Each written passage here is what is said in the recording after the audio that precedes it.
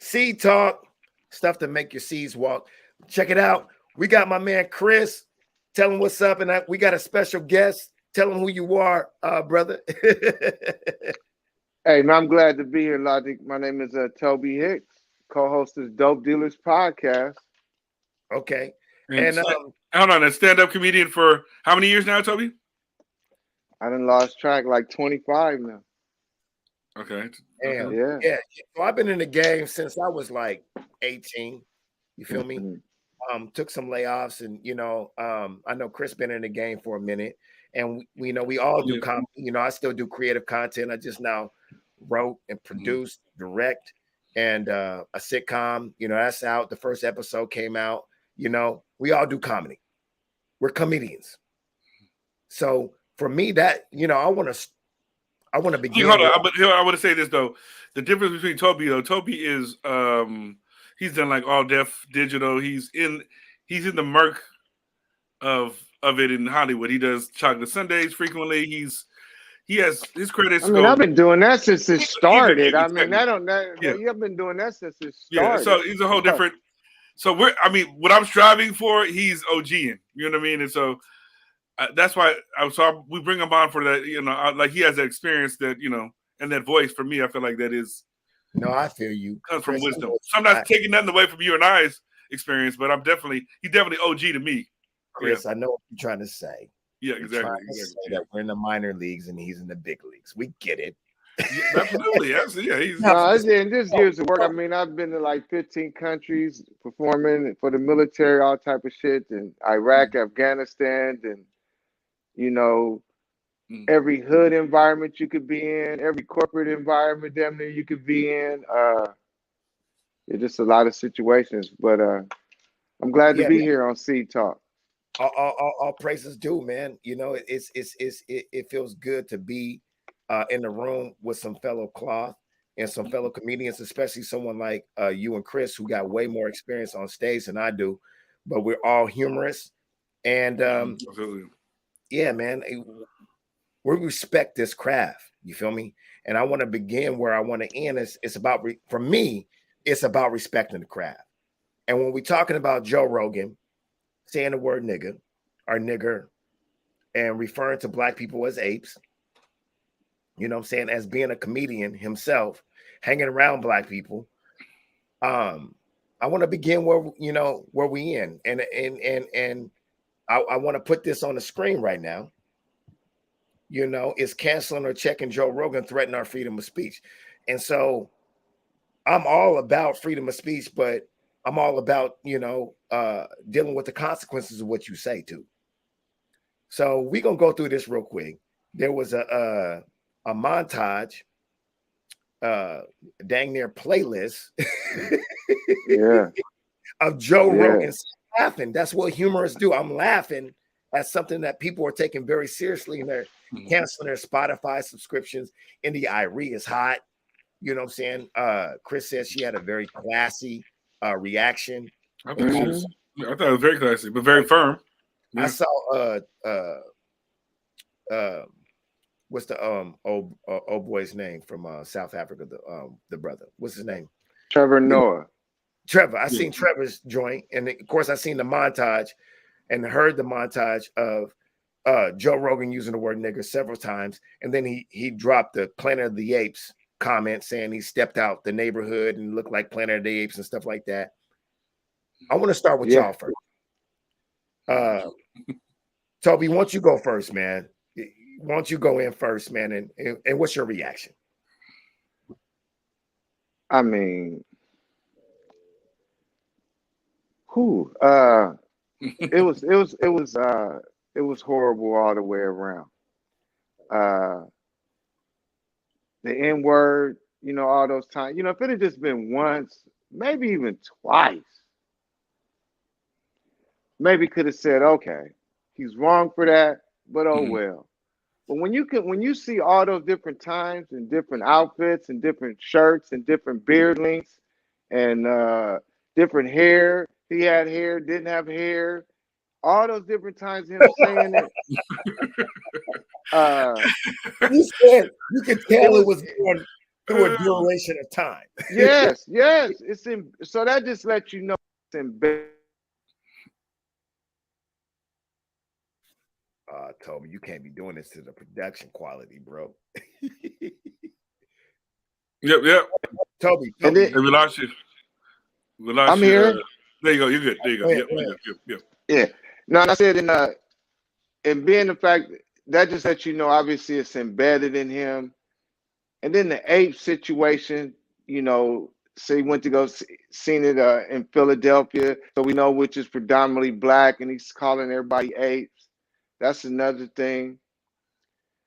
Then the misinformation regarding COVID. I mean, so it's not just one thing. It's not just the N word that just gets me so furious when it comes. It's just the whole. It's all of this shit combined. Uh, Makes it tough to stomach. It ain't. He's coming at you from all different angles.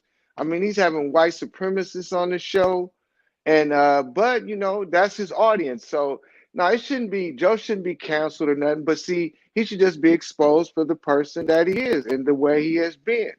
But I don't want to forget this part. Like for some people, they might have worked with Joe. Joe might have put money in their pocket, and he might have been cool with them, and I can understand that.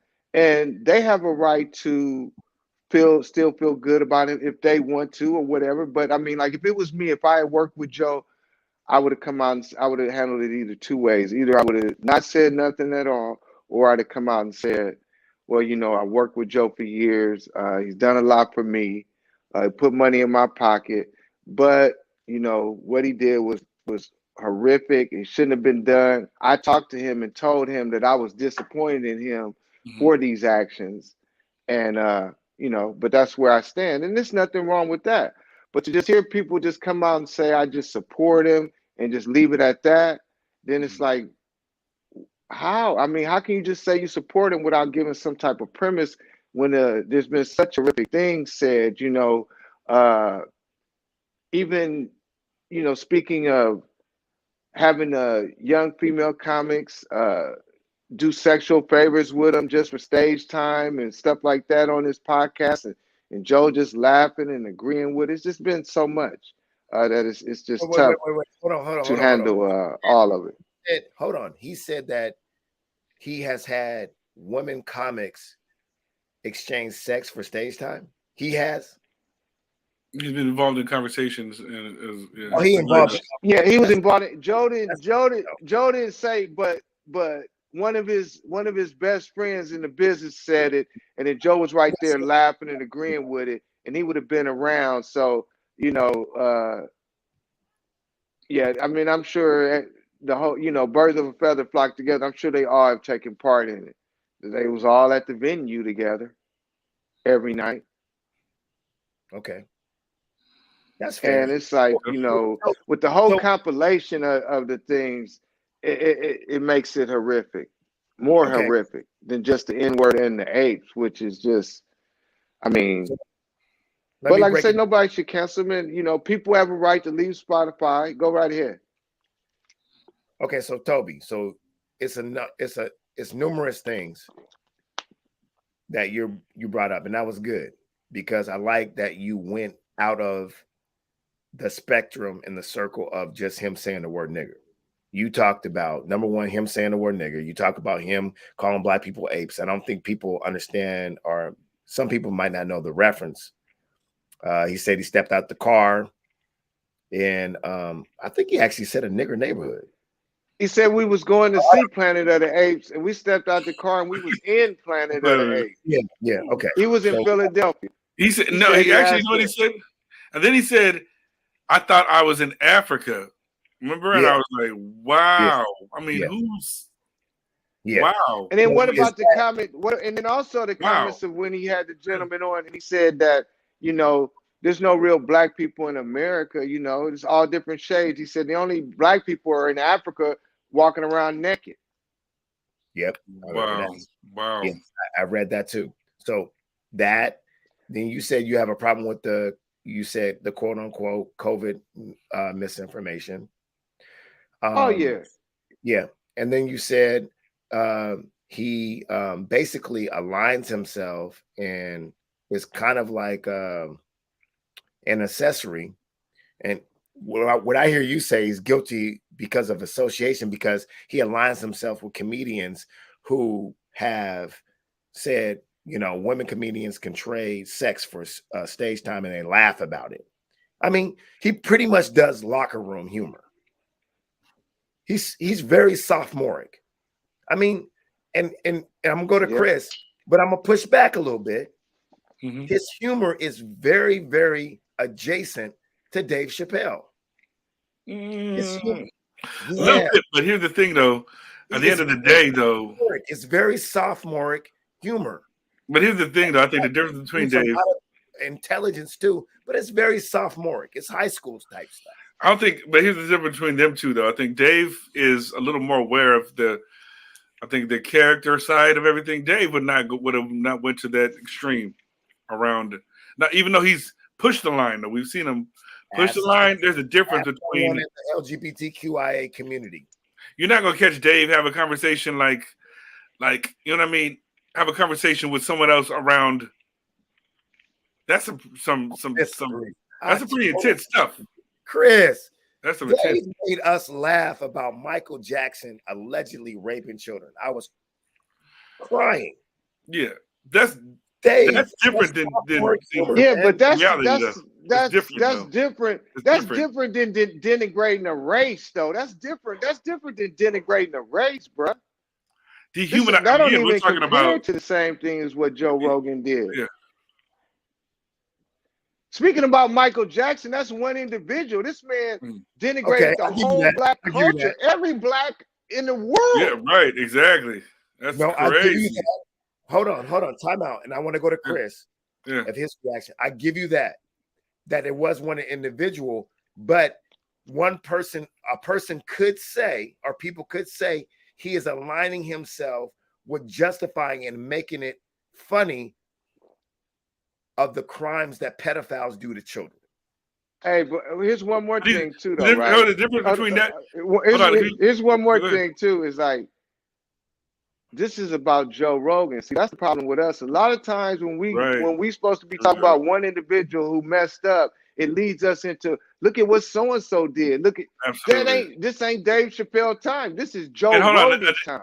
And then let me say this though too specifically. You got to remember, if we're talking about context, Dave Chappelle is saying these things from the stage. Joe Rogan is saying this from real life conversations like we're having right now. Sitting on a couch. These are his. It's like the whole thing of out of the heart flows the issues of life, right? So the whole principle, he's having conversations where this is real.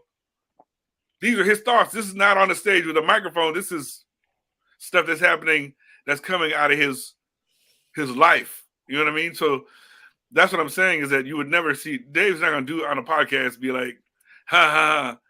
He has respect for everyone he's even talked about on stage in a podcast. He's not like, ooh, did you hear Dave say that about so-and-so on a podcast? No.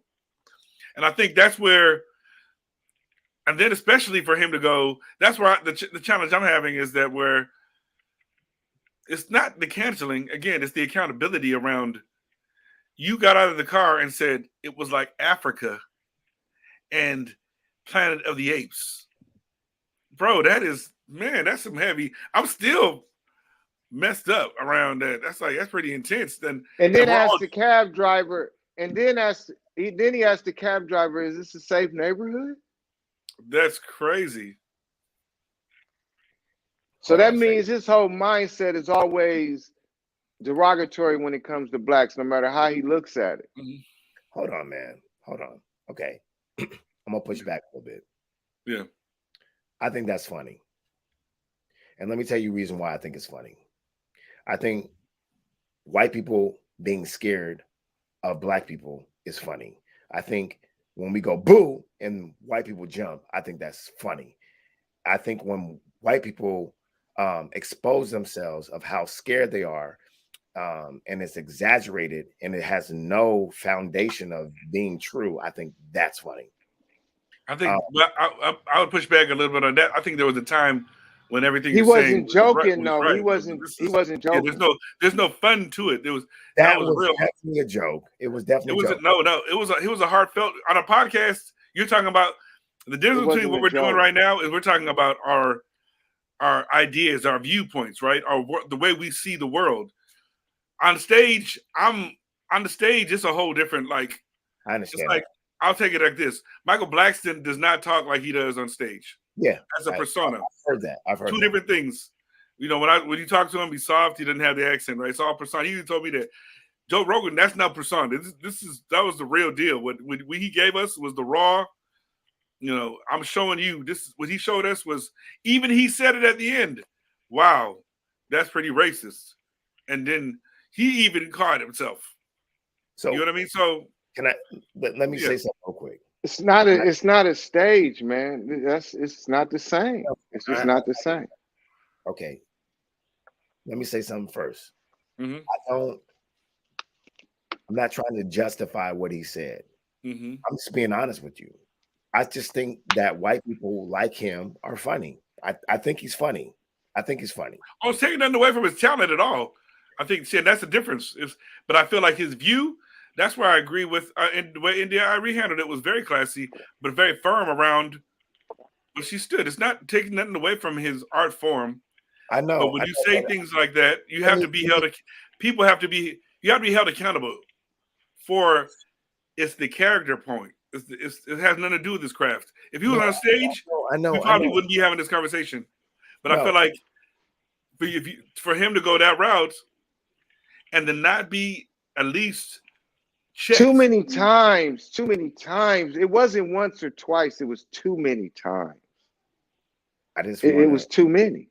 There's no justifying that. Just give me 2 minutes.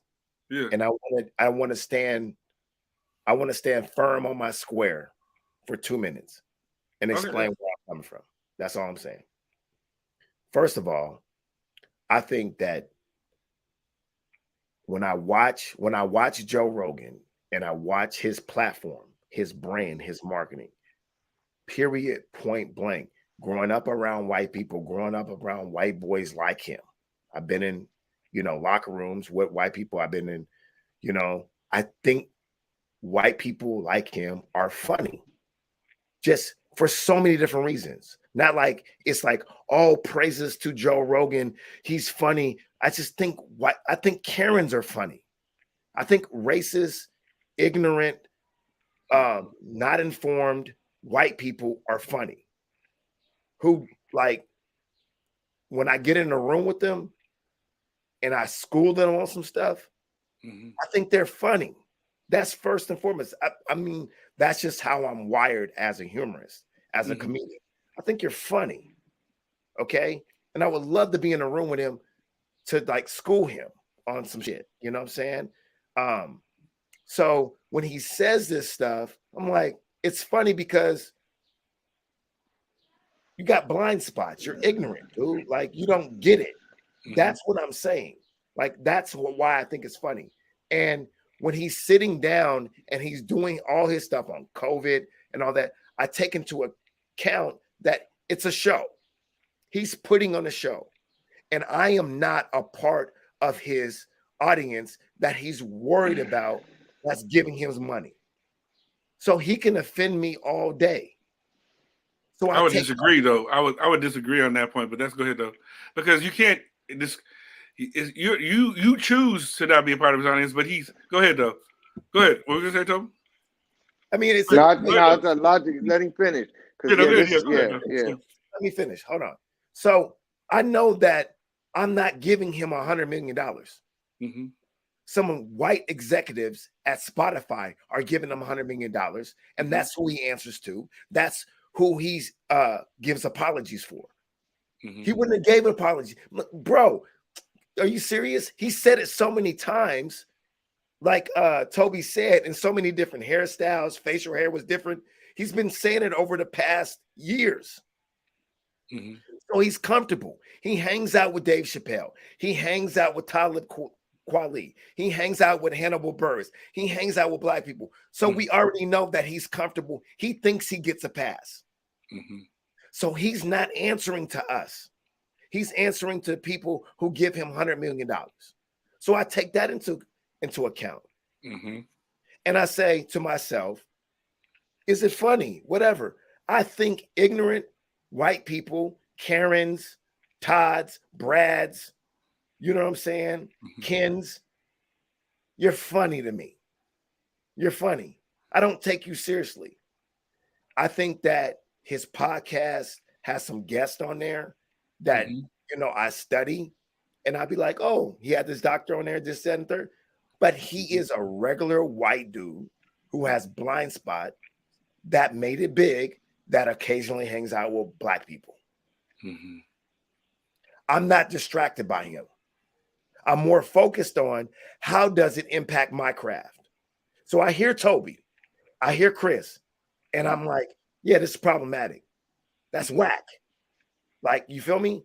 But at the same time, people have tried to fire me from my job for saying a lot less than Joe Rogan. And I want to protect that craft. It's not about a craft. It's not about protecting the craft, though. You're making it about the craft. It's not about that. It is, though, because no, it isn't. It's not about the craft. Even comedians, bro. No comedian is gonna say it's about the craft because it's not. It's not about the craft. It's his voice. He had nothing to do with stand up. It has to do with his voice and what he said that came out of his heart. It's about the person.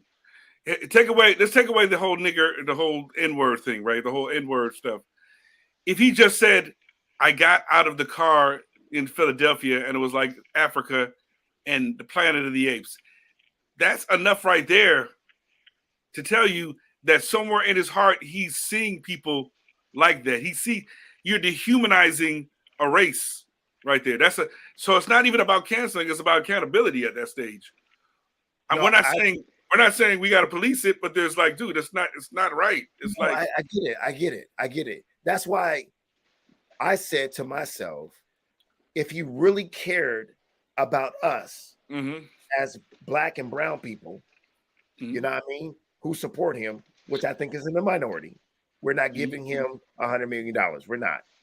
Right. He would have Talib Kweli and Dave Chappelle, Hannibal Buress, black people that he hangs out with and talk about his comments. Or like I told you on the phone earlier, I think we need to go to extreme with Hannibal or even like Talib, Dave, and bring on India Ari, because that's the person that's offended. You offended India Ari. That's the person. I agree with that. If you want to, go ahead. Go ahead. Better perspective. But what I'm saying is, go ahead, Toby. Oh, go ahead, Lodge.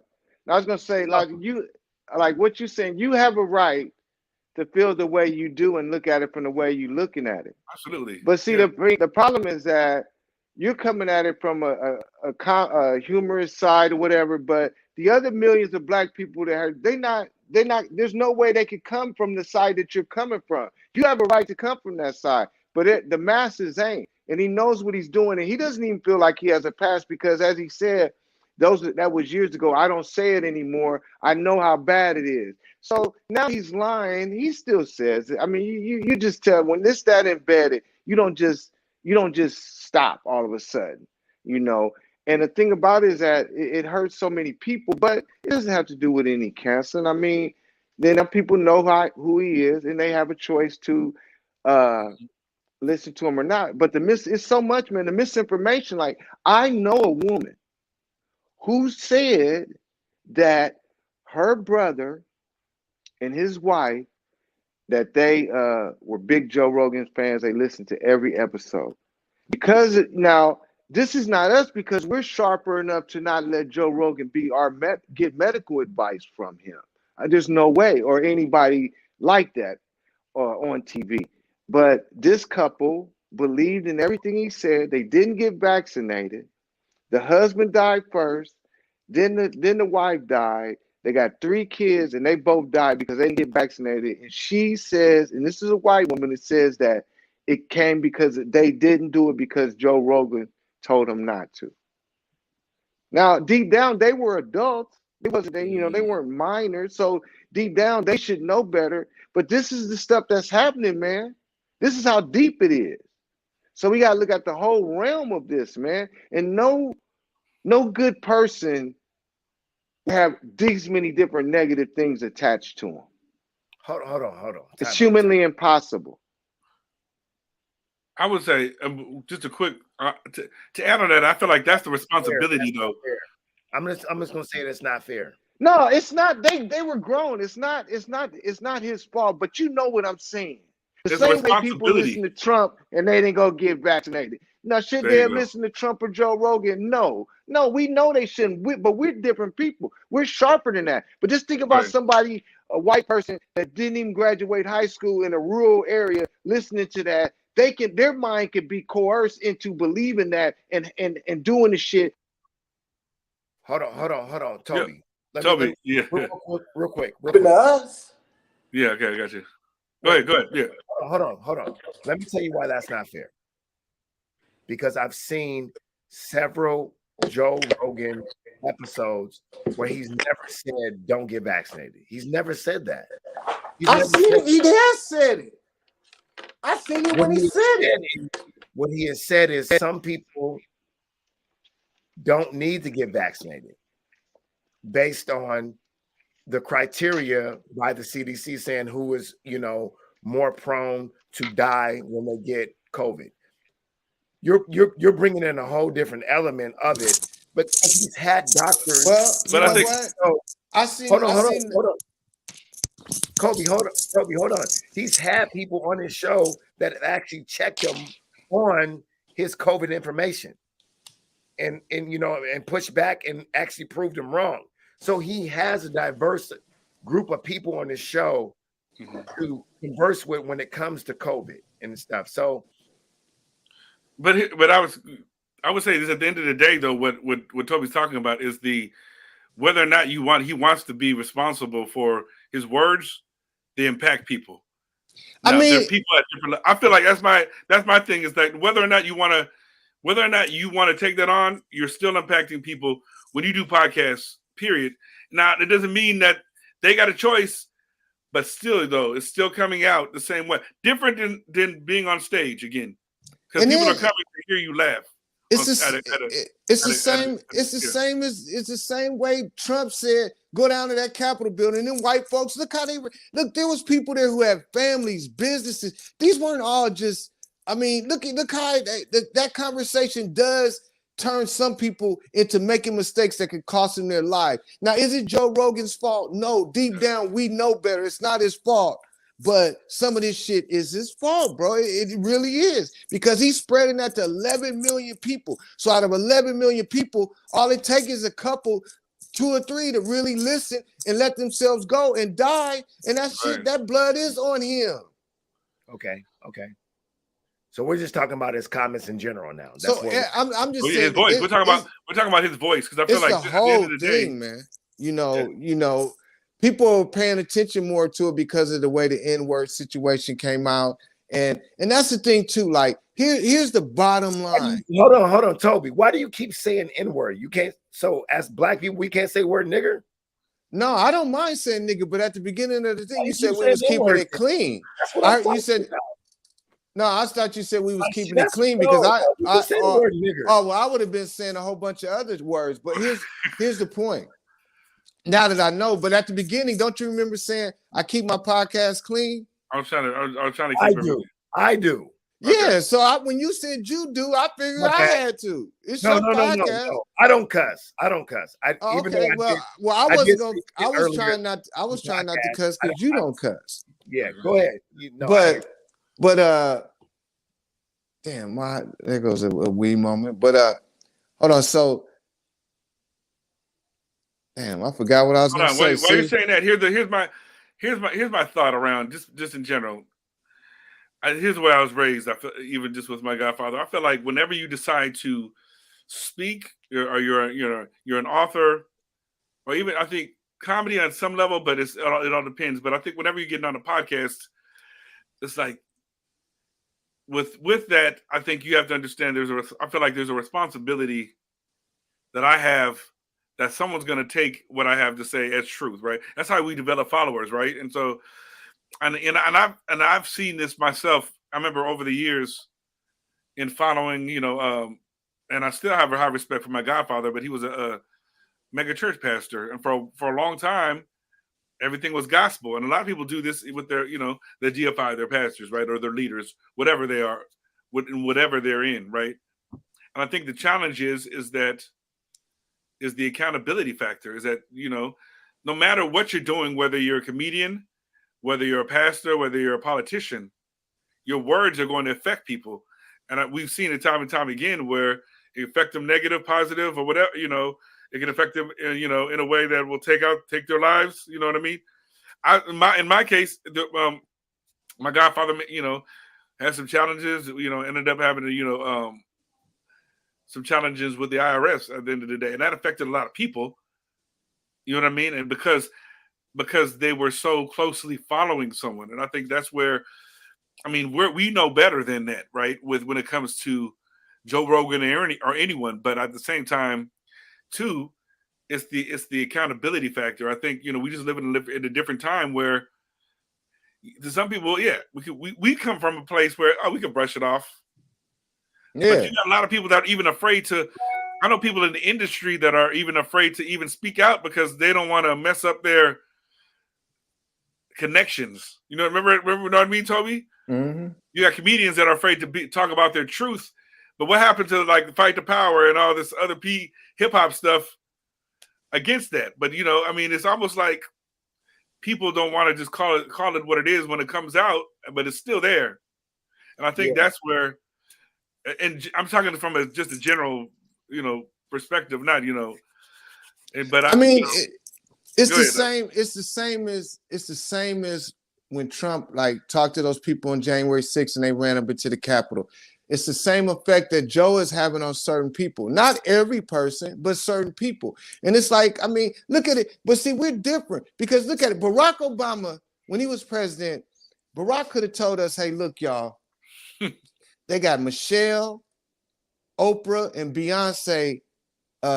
They holding them hostage in the Capitol building. And niggas still wouldn't have ran up in the Capitol building. We wouldn't have paid our motherfucking way to DC and all that old shit. We'd have been like, well, how are we supposed to get there, Barack? Who's buying the ticket? Them white folks, he talked to them into a manner to where they just ran off, spent their own money, and ran up in the motherfucking building.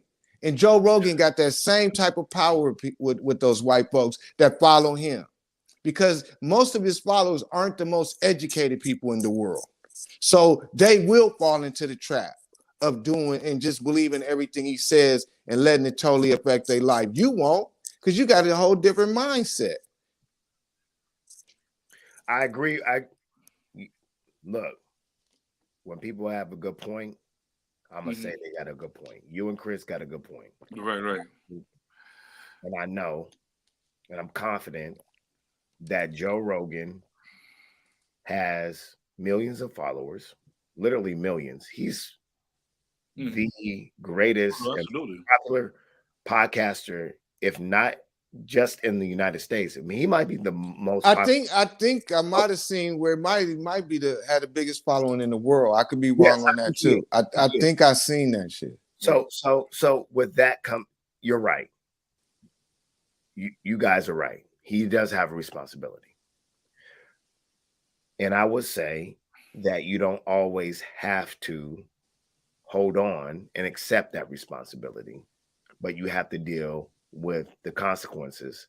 And the way he's dealing with the consequences is saying, I have all this power and my responsibility is held up in Spotify because they're giving me $100 million.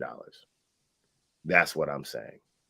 And what I'm saying as a listener, as a receiver of what he is saying, instead of, and I'm not taking any responsibility away from Joe Rogan. I think y'all two brothers are right.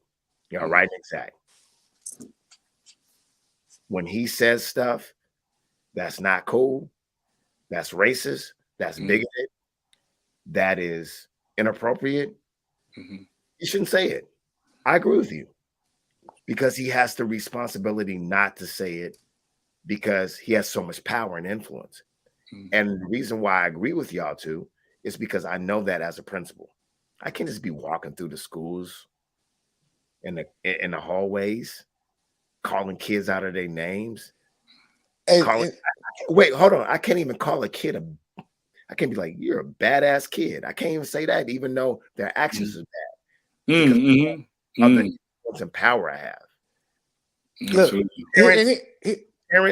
Parents, students cuss me out almost daily. Mhm. I have the responsibility to be like, I make 6 figures. You know what I'm saying? I got a Hey. tie on. You know, I'm gonna do this paperwork. I'm gonna be professional. I get it. Because I accept that responsibility. He has a right not to accept that responsibility. He has a right to say, my boss, my God, my supervisor, my manager is Spotify. If they tell me to apologize because they're giving me $100 million, that's what I'm going to do. I just want people to understand that's how the game works. And don't focus on Joe Rogan. Focus on educating yourself, whether it's COVID, whether it's the use of the word nigger, whether it's social justice, whatever. Don't just follow Joe Rogan. Educate yourself. And I know I'm speaking from a position of privilege. I want you to get to the point where you like, this is I'm going to take it as it goes. This is just a funny freaking white boy with blind spots. That's not my focus. Keep it moving. The number 2 thing I want to say, because I know Toby want to say something. Hold on. Before I forget, you know what? I got one more thing to say, because y'all been talking a lot. I want to say one more thing. I'm going to push back on you, Chris. Because as a comedian, this is my brand right now. A podcast.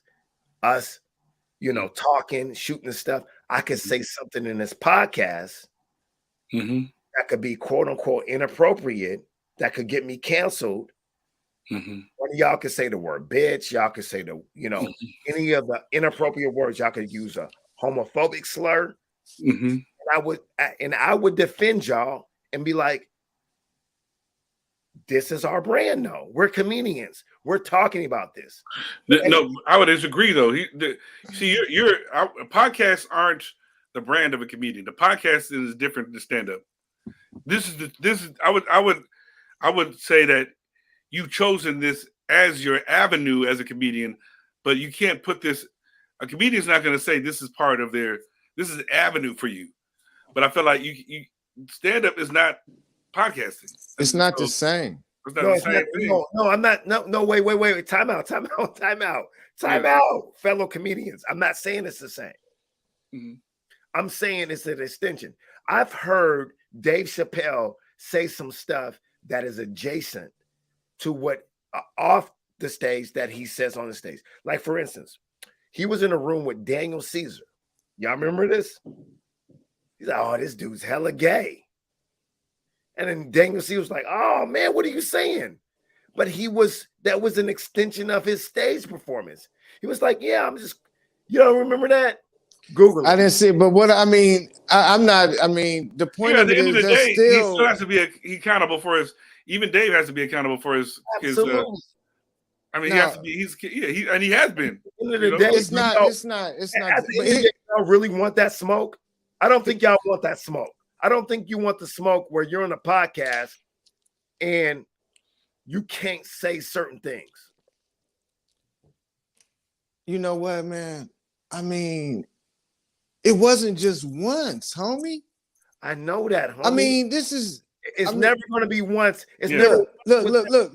Listen. Basketball court in the barbershop. It's never once. Okay, but you listen. Know how reckless we talk as black men. But here's but still, hold on, Joe Rogan's not black though. That's the problem. Hold on, look, and here's the thing, man. Out of all the years of comedy, all the jokes I told, I never sat down and put on paper something that was going to be such a joke that was going to hurt a race of people. My mind has never thought like that. I've never said nothing on none of my podcasts, nothing that was racial at all has ever come out of my mouth. That's you. But I'm just saying, so because it doesn't even make sense to me to go down that road. There's so much funny. I mean, now I've said certain things on stage that might have been more racial than the podcast, because the podcast, you got time to really think. If you're on stage and you in the middle and it's 500 people staring at you and your mind is all over the place, then you might react different. And that's more excusable than sitting down, prepping, getting ready, and then nigga come out your mouth. You got notes, you got everything there written, and then that's what comes up out your mouth. And here's the thing is that even though I don't like how they find shit on people that they did years ago and try to bring it back. I'm not really a fan of that type of shit. But here's what Joe Rogan could have done. Okay, Joe Rogan knew that he said all those fucked up things in the past. So when Joe Rogan got the $100 million deal with Spotify, here's what Joe Rogan should have done. He should have came out at that time and said, hey, look, I've had some episodes on here in the past and said some things that I'm ashamed of. Okay, blah, blah, blah, blah, blah. I will not be saying nothing like that in the future on my podcast, but I did it in the past. I apologize. I'm sorry. Let's move forward. And nobody would have said shit to him about his $100 million deal. But he tried to play it like, fuck it, it's there. They might not see it. The people that don't listen, they ain't gonna know about it. But the people that follow me, they know how I am. And this is the motherfucking rallying cry to him. So that shit's still there for him. That's all he had to do, and we wouldn't even be having this conversation. Hold on, Toby. Hold on. Hey. That's it, man. I agree with you. You're totally right. That's all he had to do. You're right. But he didn't want to do that because he wanted the people to. He wanted that shit archived so his fans could see it whenever they want. So they always knew he was down with them. That's He could. Hey, those episodes were in. He's on 1800 now. Episode 1800. Most of that stuff was in the 300. He could have took those episodes down right when he signed the deal. He could have Toby, we're saying the same thing. He didn't have to. People didn't even have to find out about that. Saying the same thing. We are not his audience. He is pandering to his audience. He is loyal. He has an allegiance to his audience, which is white. He all he had to do is apologize up front. Soon as he got ready to sign his name on that contract, apology should have came out, signed his name, and told everybody to keep it moving. Let me ask you another question real quick. What is the responsibility of the Black people, specifically Black comedians, that hang around him in his camp? Well, like I said before, like I would hope, that like I said, if he's been cool with him and they ain't never seen that side of him, that's on them. They can, I wouldn't fault nobody for still being friends. That side of him, everyone's seen the montage.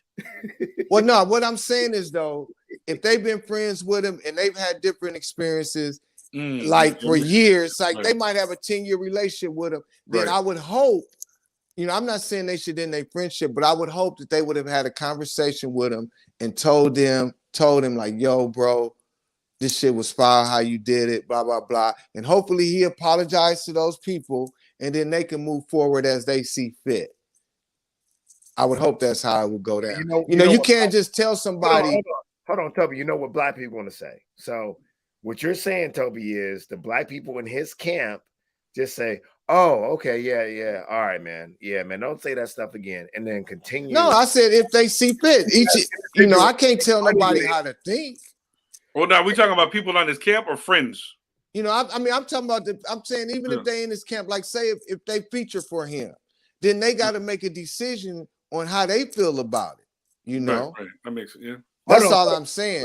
I'm not saying they should just say, all right, I don't know how far these people go back. If they got a 10-year relationship, then maybe he's got credit built up with them. That's all I'm saying. Hold on. Let's get into it real quick. So say you friends with Joe Rogan for 10 years. We all Black men, brown men. Feel me? Let's do it. So Toby, you friends with him, this stuff comes out, and you tour with him, Toby, and he asks you to go out on tour with him after this happens. What are you gonna do? You gonna go on tour with him or not? That's a tough call. Answer the question. Well, no. I mean, it's a tough call. I mean, that's kind of one, like, unless you're in a situation. But like I said, if I've been touring with him for years, I would go out with him probably. But if he just wanted me to start touring with him now, so like I could be the protection for him, then no, I probably wouldn't. But if I had already been out with him for years, I would probably keep going out because I would have made a statement to the black people to let them know what's going on, to where they felt comfortable saying, with whatever I said. That's when I would have talked to him. If I've been working with him for 10 years, I wouldn't necessarily just stop, because at that point, I would become the voice of reason, for the people and say what's been going on. But if he just said, "Hey, Toby, you want to go out with me now?" Then no, because now I'm not being no buffer. But if I had been working with him for 10 years, then I might still keep working. Okay. I can't just say I would just quit that day. Yes. Okay.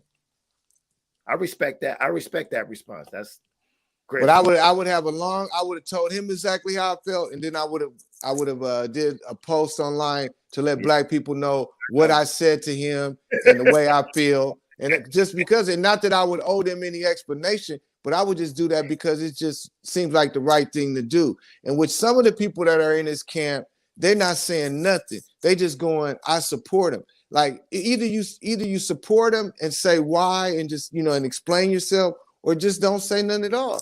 But they felt like they had to let Joe know that, "Joe, I'm supporting you. I'm standing behind you, and I ain't even saying nothing to my black people about it." See, that's where I would have been different. I could say, okay, I'll still work, but I'm gonna tell the people what's going on and what I said to them and where we at and everything. I'm not just gonna hide and just keep rolling like, okay, fuck my people. Okay, cool, Toby. All right, Chris, what's up? You going on tour with him? You open up for him? You getting that bag? With Joe? If you ask me, like you said, if you ask me after, or is it if I already have it? It don't matter. You going getting that bag? No, if he asks me after, no, because if I have a relationship with him, I'm gonna have a conversation with him about it, and I'm still even thinking about maybe no, because I disagree with the views. Mm-hmm. Because I feel like, again, if the camaraderie around comedians, I feel like if I have a relationship with you, I'm gonna call you up like I do, like I've known Toby for years. I've done a lot of shows with Toby, or even like any of the other guys. I'm gonna have a heart-to-heart first around it, and if we don't align, I'm not going. I mean, I'm just not going. I mean, no matter what. I mean, a lot of people, you just see it a lot too, where you got to really know who you are, I think, in this industry, or else you'll get pulled and end up selling yourself in one way or another. And I want to live with myself around what I want to be about as a person, not even just a comedian. Right. You know what I mean? And so after, I'm like, nah. I mean, but more than anything else, if I have a relationship with him, I'm having a heart-to-heart. So, which I'm sure he probably had that with like the Talib Kweli's or like the Daves. They probably had some heart-to-hearts where, like, I know from what we know, but then we'll know in a couple of weeks as it continues to unfold, though, too. So that's what's interesting about it. So I'm kind of. It'll be interesting to see how things continue to unfold, because it's still. But here's the thing, though, too. It's like, okay, say for instance, like all of us, I mean, I can't speak for Logic, but I'm saying, okay, he got 1,800 episodes or more, or whatever it is, but we ain't listened to a whole bunch of them. It's like, but here's the thing, like, if we had been working with him for 10 years, or he'd been a true friend of ours for 10 years, I would have to think that we would already have known that this is the shit he was saying. True. So that's another part of it. If we've been knowing it for 10 years and we know he just said that shit, so maybe we wouldn't even been cool. Maybe the relationship wouldn't have lasted 10 years. That's what I'm saying. Mm-hmm. But also, too, would you agree with this? Because we've talked about this before, though, Toby. I think there are people in the industry that you may not necessarily agree with how they either do business or how they show up with their values, but you're like, okay. But you coexist on some level. You don't have to be. This is a business where you can go and perform and coexist and be on your way. You don't have to always agree with where they're at, even though, because there's a lot of people I'm like, I can't hang with them, but I'll go do work with them. And here's the thing, like I don't want to cut you up, but like going back to your point, Logic, is like there has been white comedians that have said nigger on stage, and people got upset with them. Some people, but everybody wasn't like, it wasn't like every black person wanted to just beat their ass because it was on stage.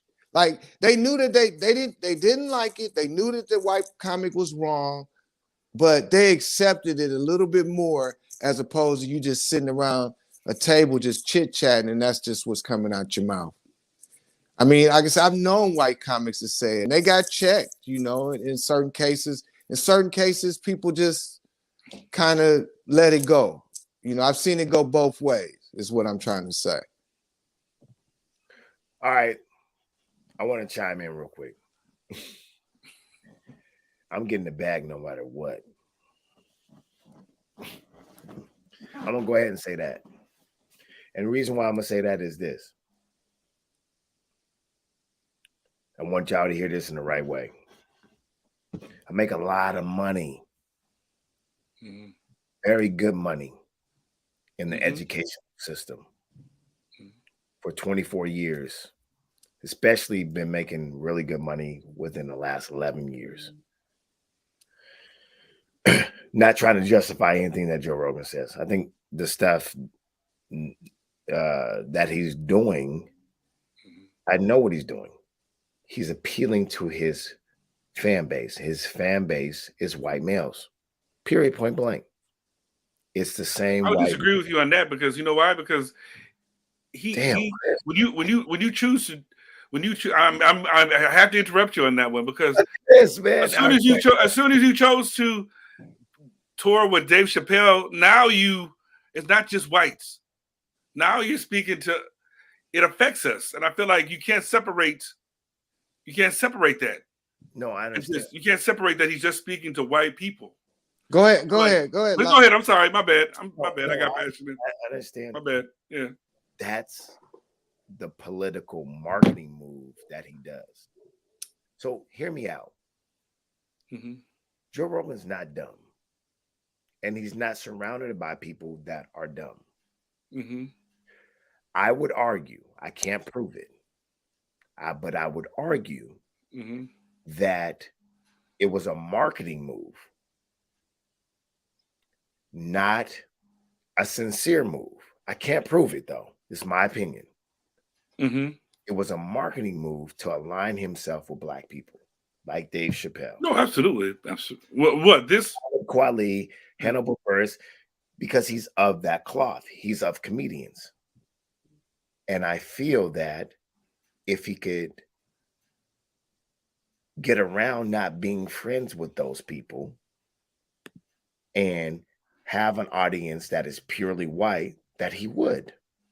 He would just be one of those liberal, independent, libertarian white people. Let me tell you this right here.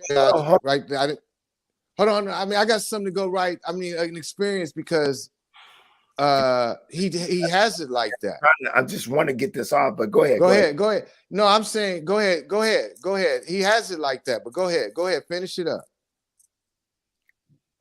Because every time I get cut off, I forget my point. I'm like, okay, so I don't have no way to prove it. I think just when you get to a certain level of prestige and making money, you have to address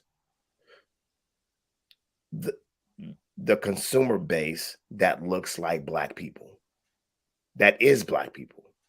At some point you have to, because we are not, if we're not the highest consumers in America, we're one of the highest consumers in America. So at some point, you gotta answer to us.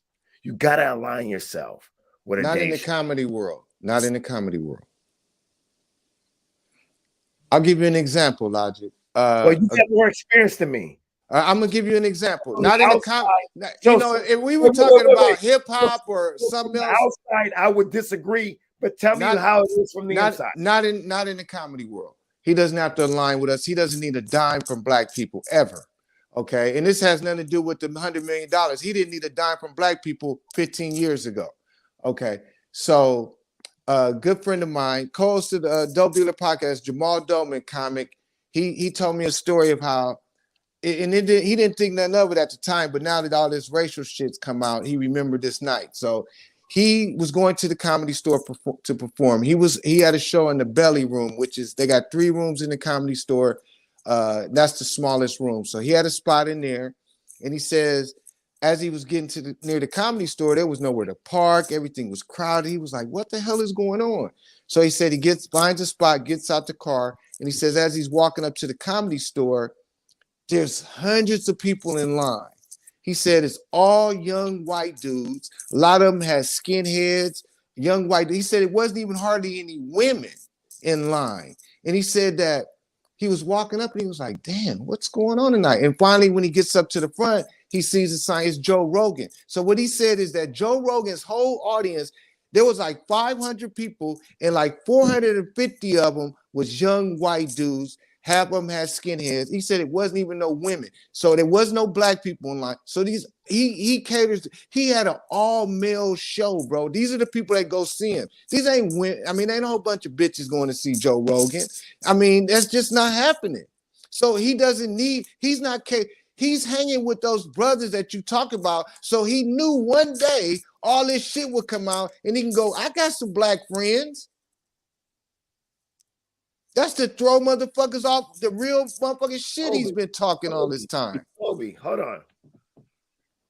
We're saying the same thing. We're saying the exact same thing. No, but what I'm saying is you said he needs us. He don't need shit from, he ain't never needed shit from a black person. None of his shows, black people weren't going. That's fair. That's fair. Okay. You make a good point. I'm going to say that. Then why did he apologize to us? He didn't apologize to us. He apologized to Spotify.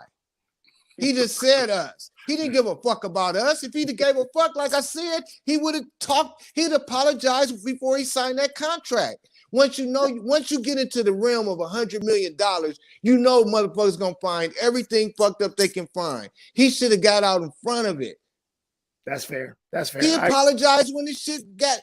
When somebody finally decided to edit it and put it all together. If that shit never would have happened, he never would have said a word.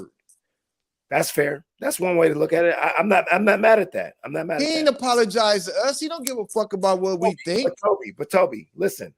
I would argue that we're saying the same thing. I say that you and I are saying the same thing. Well, no, I was just letting you know about the part of catering to, like, he don't need nothing from us. No, he don't need nothing. And I would say this to you and Chris, that further fortifies his responsibility if he wants to align himself with black people, that he does have a responsibility. Because I will say this, I want the freedom to say whatever I want to say. Mm-hmm. I want to say slurs. If it's on stage, if it's on a podcast. My podcast is just an extension of my stage. Okay. Well, hold on, Toby. Go ahead. And I do agree with Chris, and I do agree with you, Toby, when I say my podcast is different, because I did a sitcom, and we say a whole bunch of questionable stuff and a social commentary. However, we did a podcast to explain what we're saying, to be like, look, don't trip. We're trying to educate y'all. So I do agree with that. And what I'm trying to say is Joe Rogan, we can't expect him and hold him to the standard to think that he has the same responsibility on stage that he has on the podcast. But I do agree with you, though. Ideally, ethically, he should. You should not, even though you have the right to say everything. This is what I wanted to say.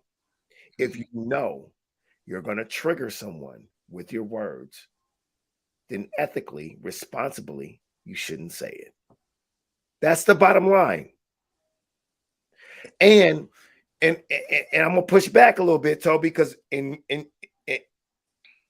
your diatribe, in your rant, you used the word bitch. You was like, bitches was there, and like, to some people be like, that's a trigger. You're doing a podcast, you're not on stage. You know what I mean? So, like, that's what I'm saying about protecting the craft. Like, should we be able to say bitches on? That's nowhere near the same. That's nowhere near the same. Nowhere near the same. I'm saying, hey, wait, hold on, Toby. It doesn't have to be the same. Yeah. Call you on that though. So, well, they can call me on that. I'll accept that one, but I won't accept. Should we be able to say they won't be able to call me on saying nothing about Jews or saying nothing about? No, I get it. They won't be able to call me on nothing like that.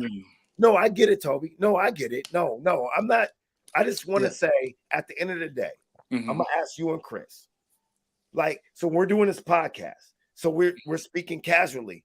So if we just like speaking casually, you know, trigger warning. This is an example. So should we be able to be like, hey man, there was hella bitches out there, and then the bitches did this, and this bitch came up to me and said, is that cool? If that's who you are, that's cool. But I'm saying all of that type of shit. I would say ain't even my character anyway. But if that's somebody's character, that's cool. But what I'm saying is though, that's what's that? No, that's not the same. That's not the same as nigga, man. That don't even compare. Here's the thing, though. At the end of the day, that's not even. I mean, it's not even work. That doesn't compare. That's come on, bro. That's not the same. At the end of the day, we all know people. That's major, though, bro. Yeah.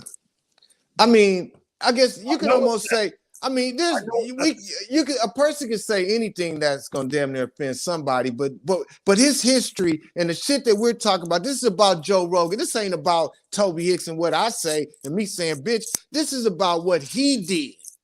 We got to keep the energy on what the fuck he did. Okay. Not on what we all could do. And it's like this. See, here's the thing too. Like when you said you would take the bag and all this, it's things like, okay. I would. But here's the thing, like I can see you saying that now, but as you just said yourself, you're not performing a whole lot. You haven't been. See, I've been on the road with big name comics, like where I've been working with them for years. And if shit like this occurred, you can't just say you would take the bag, because not only are you working with the motherfucker, you're basically living with them, because you're in the same hotel, you're riding in the same cars, you're eating at the same time. See, you got to sit there. You can't just say. Now, I wouldn't say I wouldn't, but you can't just say you can, because it ain't just you just show up at the show, do the show, and that's the only interaction. You on the plane with the motherfucker. It's the whole thing. Y'all got to be like family. Let me clarify. I'm getting the bag. Yeah. I'm saying. Well, I mean, you got to. It's a lot more than. It's a lot of shit you got to endure to get that bag as opposed to just doing the show. No, I hear you. Let me just make this point. When I get on stage, it's going to be a part of multiple bits.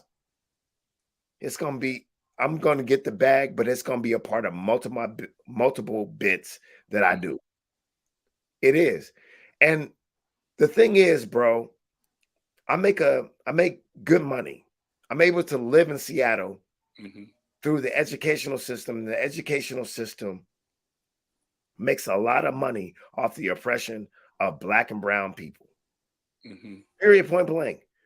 We're just as influential, if not more influential, than law enforcement, because everyone goes through the school system. And I'm a part of that system. And I make good money. And if I'm not willing to block the bag from the school system that does more damage than a Joe Rogan or whatever do, because all our children mostly go through the school system. I'm not blocking that bag.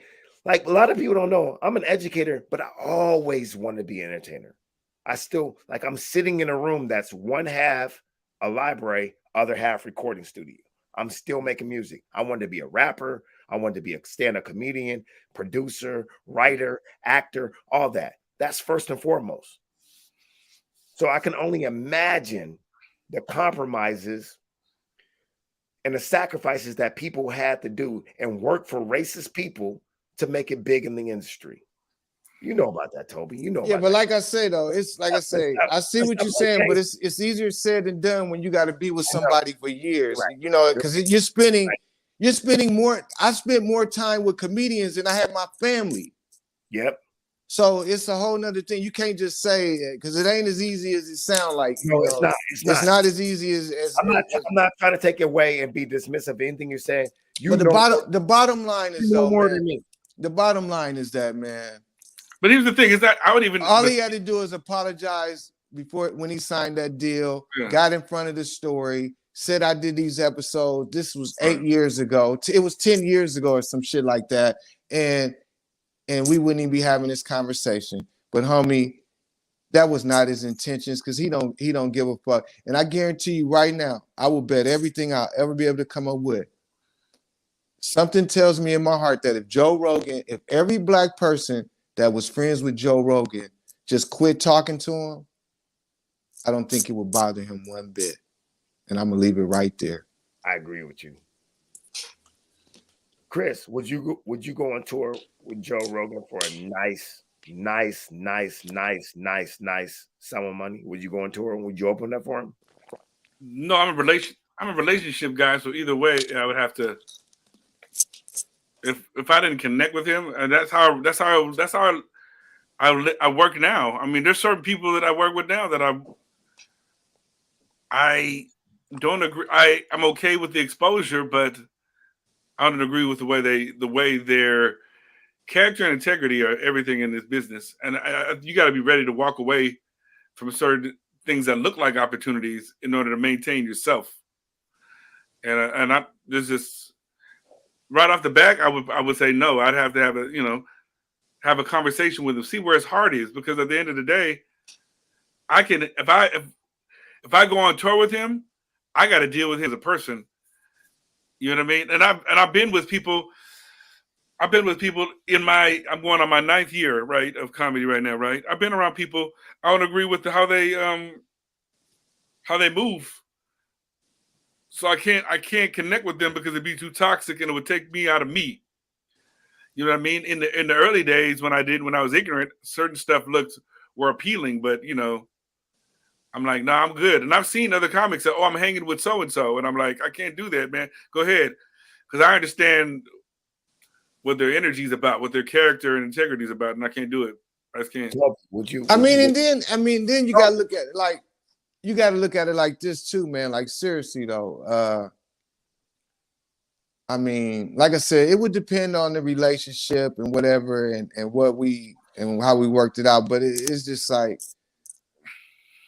we've all heard it. All money ain't good money. And at this point, it might not be the best money. I ain't saying I wouldn't, but like I said, because it's more than just working with them. Because then you got to, like I said, you basically living together almost for 4 days out the week. So that's the whole thing too. So I don't know, it's just a tough call, man. Yeah. But like I said, I don't think he would care if none of his black friends ever called him again. It wouldn't bother him if all of them got mad. It wouldn't bother him one bit, man. Toby, I think that is the most profound thing that we said in this whole podcast, and I think you're right.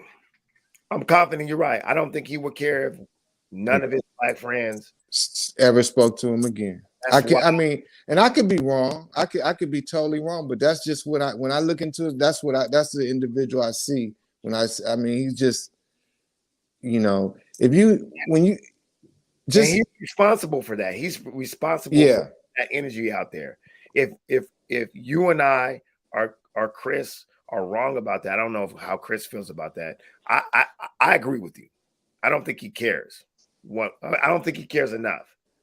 But if we're wrong, then he put that energy out there. He's responsible for that. Mm-hmm. And I think that's what you and Chris are trying to say to Logic on Man. It's like, at the end of the day, if anything, that's his responsibility. If he's putting out the perception and energy that he doesn't care if any of his black friends are intimate, associates or whatever, care, if he doesn't care if they talk to him or not, that's major. Mm-hmm. Yeah, I don't. I could see, he was going with his life like nothing ever happened. So what's the plan of action? So when we talk about Joe Rogan, his comments, when we talk about being a humorist and being a stand-up comedian in our craft, and when we talk about being responsible for what you say as we move forward, what's the plan of action? Well, I'll go. I mean, Go. You want to go first, Toby? yeah, I'll go. I mean, you Yeah. know, I mean, to me, it ain't that. I mean, it ain't that serious when it comes to. I mean, like for Joe, like now people know, so it's up to them. They could decide on how they handle it going forth. If they want to listen to his podcast, or if they want to go to one of his performances, it's on them. You know, because he's been exposed, and that's all you could ask. Like the truth came out. It might have took some time, but it came out. So now it's up to the individual. You know, obviously shouldn't ain't no cancel nobody, whatever. Just it's up to the individual to make the decision. And the thing about it is that being someone who you know who's you know as sometimes in my career I was doing 20 shows a week and things like that. How you say, you know, 20, maybe even, I mean, sometimes even more than that. And the thing about it is like Logic, when you say that you should be able to say anything on stage, the honest truth is if you out there working every night, you're gonna know what to say on stage and what not to say. Your mind is not gonna let you go into say some shit that's just gonna hurt somebody because you're a different individual than Joe Rogan. You know what I'm saying? My mind, you know, when you out there, it's like, and sometimes you make a mistake. You know, I'll give you an example. One time I made a mistake, but I only did it one time.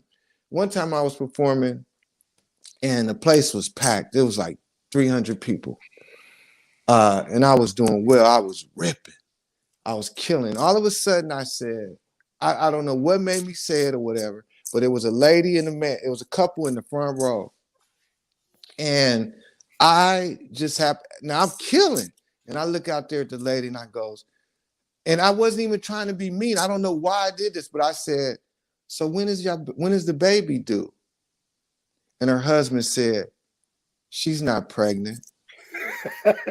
And the whole audience turned against me. Like from there on, I lost because now they're mad at me and I was wrong. But see, so the point that I'm making is that when you say it, that's why it's worth saying it on a podcast. Because when you say it in front of an audience, if you make a mistake there, an individual can check you at that moment.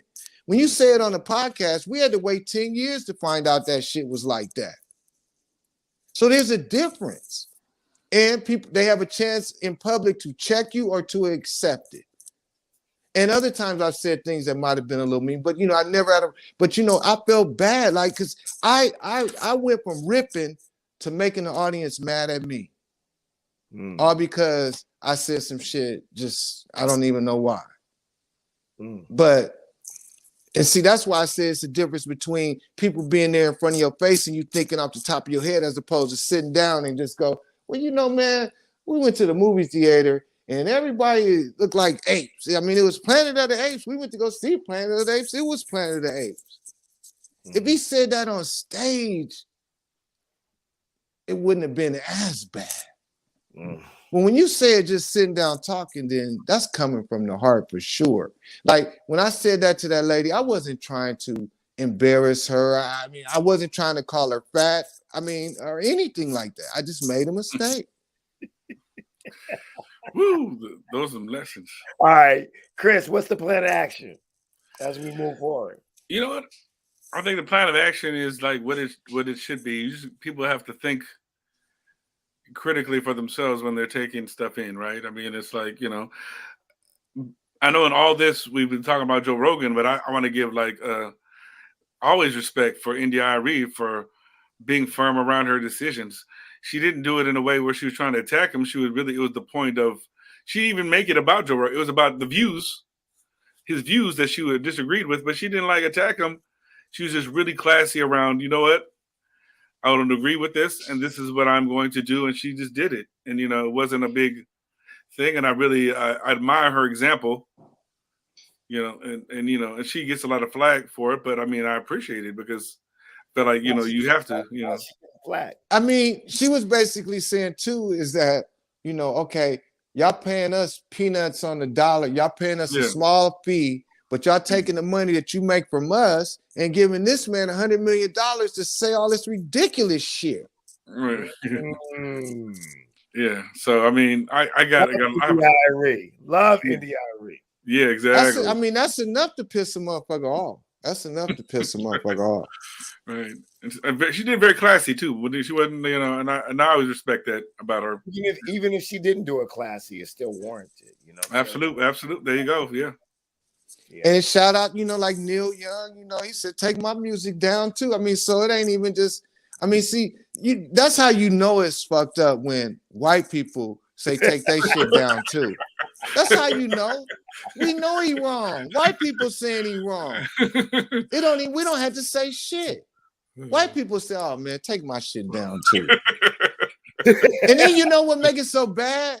These ain't young white people. These are 75-year-old white people. And we know that they come from real racism back then. Right. And they saying they ain't down with his ass. These ain't, it ain't like Eminem said, take my shit down. Well, Neil Young said take the stuff down, not because he was saying the word nigger. No, I know, but still, that was just part. I mean, yeah. I mean, we know, but I'm saying it's the compilation. But I'm saying that's a 75-year-old white man. He ain't even down, and that's where shit. We know how they feel in most cases. My plan of action, so we can close out. Everyone share this, by the way. C Talk, share this and whatnot. My plan of action is have a backup plan for everything that you say, and have a clarification for everything you say. So me as a comedian, let me say this, who has directed, produced, and wrote a sitcom, always be able to not necessarily justify, but defend your art and know the difference between art form, commentary, and what is real. Those are three different things. Your art form, which is comedy, the commentary, which is the opinion, and then the reality of how all that stuff plays out in real life. Those are three different things. You should be willing and ready. And like Toby said, have it locked, stocked, and ready. Like, don't wait. Like already, like when you do a bit, have a commentary or have a follow-up to the bit already written saying this is why I did it, and these are the Easter eggs. These are the you know what I'm saying? These are the breadcrumbs. That's what I do. Like when you heard this is what we're trying to do. A perfect example is like the Carmichael show. I really like that show, but they do a really good job of addressing bigotry, racism, sexism, anti-gay stuff, and homophobia. That's why they got that shit right off the TV. Go ahead. You don't like it? You don't like? No, I'm saying no. I know. I mean, I know Gerard. That's my guy. I remember him when he first, as a kid, showed up in LA. But my point is, that's why the show didn't last that long. Go ahead. Yeah, but that's what I'm saying. Is like it was so obvious of what they were doing. Like they were pointing out the stuff. They were exposing it. And have you seen Gerard since then? Nah, I haven't. And that's why I say I see it from y'all perspective. You know what I mean? Like Joe don't really do that. Joe has never done that. Joe has never said the word nigger or said some Planet Ape stuff or whatever, and then been like, yo, I got Dave Chappelle on the show. This is my guy. Let me, let's tap in and see what he thinks about what I said and da-da-da. And I'm gonna try to learn from him. Right. Because he knows that's not his audience. And that's another part of my plan of action is like know what people's audience is and figure out if you're a part of that audience or not. if they're speaking to you, and know who your audience is. And I think that the plan of action should be focused on your audience. Yeah, you can be distracting. You can go to a Joe Rogan, this, that, and the third. But for Chris and Toby, who is our audience? Who are we trying to influence? Who are we trying to educate? What's our movement? We can't be distracted from that. That's the most important thing. Damn, Toby. Well,